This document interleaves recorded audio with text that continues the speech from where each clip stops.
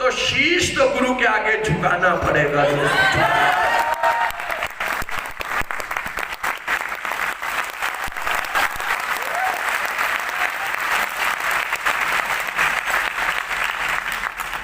और लास्ट में इस पिक्चर को जितनी बार हो सके जीवन में रोज देखा करो, रोज। ये हमें क्या मैसेज देती है कि चाहे तुम जितने भी योग्य हो, जितनी भी कलाबाज हो, जितनी भी बड़ी टोपी हो, जितने भी अस्त्र शस्त्र तुम्हारे पास हैं, लेकिन अपने जीवन का रथ हमेशा उस भगवान के हाथ में दे के रखना।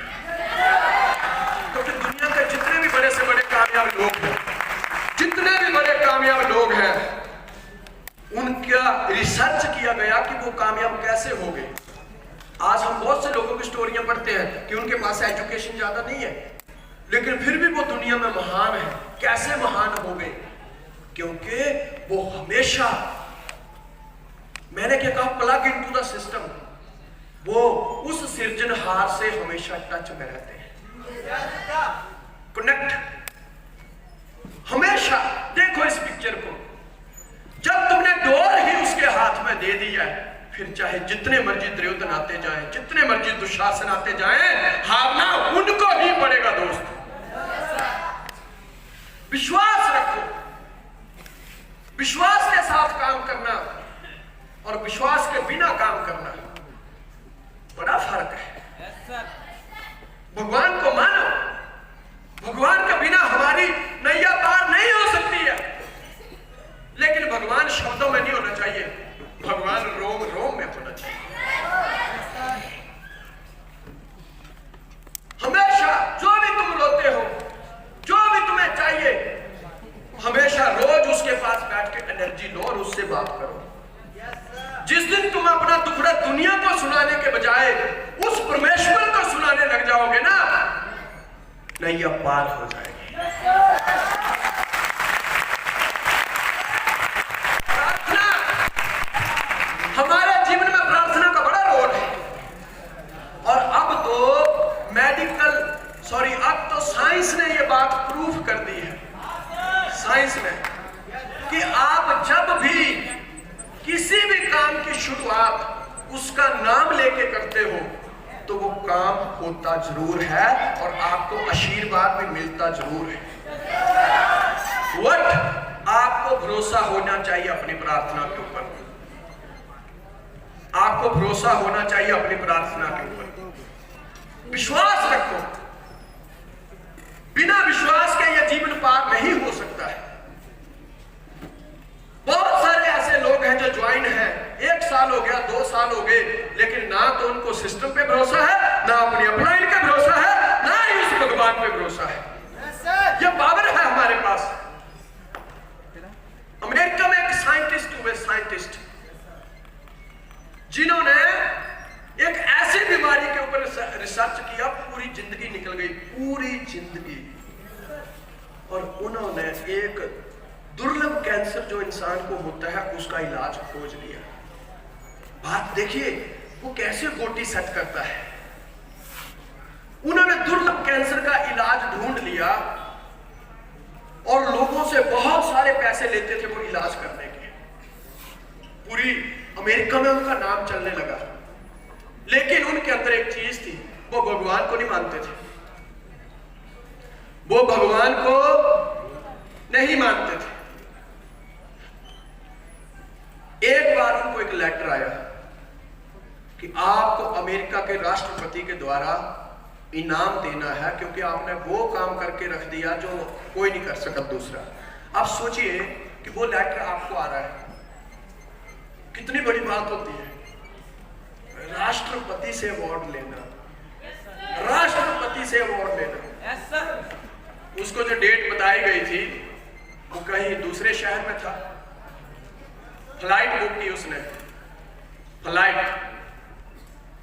फ्लाइट से जा रहा है और अचानक रास्ते में कहीं फ्लाइट में कोई खराबी आ जाती है और इमरजेंसी कहीं छोटा सा एयरपोर्ट था, वहां लैंडिंग करनी पड़ी। और वो तो घड़ी देख रहा है बार बार कि यार कहीं टाइम नहीं हो जाए, इतने बजे बुलाया था। वो एयरपोर्ट पे गया और एयरपोर्ट मैनेजमेंट से बात करता है कि मुझे ऐसे ऐसे जल्दी पहुंचना है, दूसरी फ्लाइट का अरेंज करो। उन्होंने कहा सर ये छोटा सा एयरपोर्ट है, यहाँ पे आपको इतनी जल्दी फ्लाइट नहीं मिलेगी, 8-10 घंटे से पहले आपको दूसरी फ्लाइट नहीं मिल सकती है। कहते लेकिन मुझे जल्दी पहुंचना है। कहते अगर आपको जल्दी पहुंचना है तो इस एयरपोर्ट पे एक फैसिलिटी है, आप बाहर से कार ले सकते हो लेकिन ड्राइवर नहीं मिलेगा। कार लीजिए, वहां बोल के जाइए जाना कहाँ है, लिख के जाइए, काम करके आइए और कार रख के आप जा सकते हो। देखिए यार क्या खेल होती है उस मालिक की। प्यारे दोस्तों, उसका ध्यान वो टाइम के ऊपर है कि मुझे अवार्ड मिलना है। उसने कार उठाई, चला, थोड़ी ही दूर पहुंचा था, अचानक मौसम खराब हुआ। अचानक इतना तूफान, इतनी बरसात, कोई पता ही नहीं चले बंदे को जाना कहां है। वो भूल गया कि मुझे कहां जाना है। अब तो बात ये आ गई कि जान कैसे बचानी है। और एक जगह पे पहुंचते पहुंचते अंधेरा हो गया और ऐसी जगह पे पहुंच के गाड़ी बिगड़ गई, वहां पे आजू बाजू में कोई घर नहीं, कोई भी घर नहीं है। दूर उसको एक लाइट जलती हुई नजर आती है।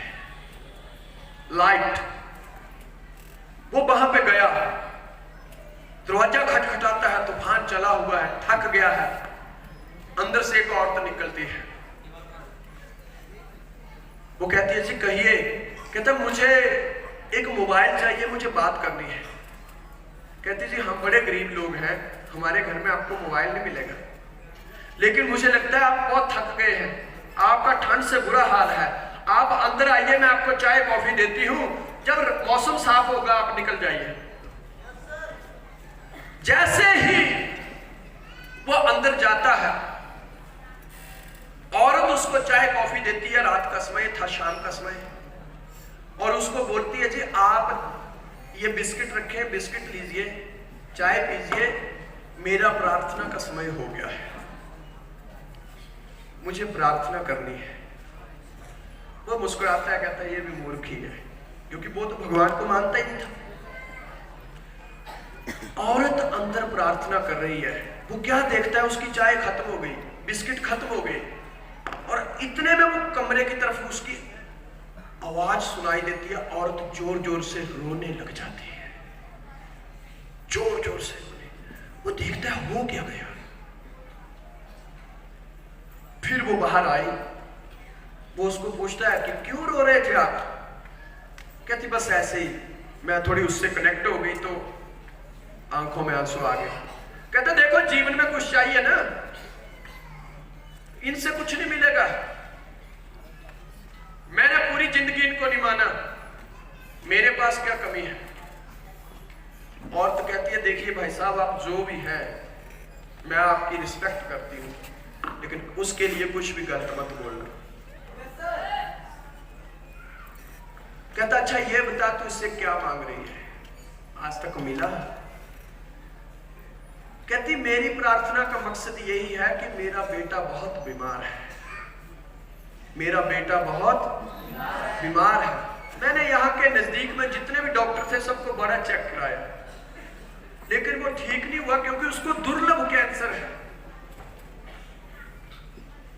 तो कहता कहीं और दिखाती। कहती हाँ सुना है मैंने कि अमेरिका में एक डॉक्टर मार्क हैं, जिन्होंने दुर्लभ कैंसर का इलाज ढूंढ लिया है, लेकिन यह भी सुना है कि वो घमंडी टाइप का आदमी है, वो अमीरों का इलाज करता है, गरीबों के नहीं करता है। मैं उधर नहीं जा सकती, लेकिन जिसके आगे मैं प्रार्थना करती हूं उसमें इतनी शक्ति है कि वो डॉक्टर मार्क को मेरे तक पहुंचा सकता है।